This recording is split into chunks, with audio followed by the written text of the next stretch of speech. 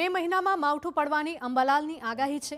5 થી 7 મે સુધી રાજ્યના હવામાનમાં પલટો આવી શકે છે।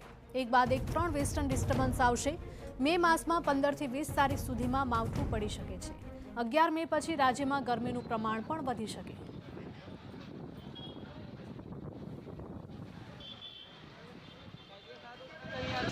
મે મહિનામાં પ્રી મોન્સૂન રેક્યુટનો વરસાદ 15 તારીખથી 20 તારીખ વચ્ચે ક્યાંક આંધી વંટોળ સાથે કે 23 તારીખ સુધીમાં આંધી વંટોળ સાથે પ્રી મોન્સૂન રેક્યુટનો વરસાદ થવાની શક્યતા રહેશે।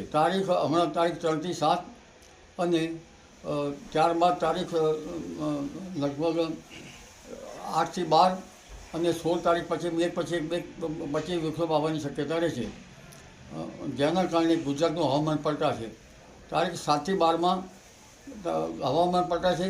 તારીખ 5 થી ઘણા ભાગોનું હવામાન પલટાશે।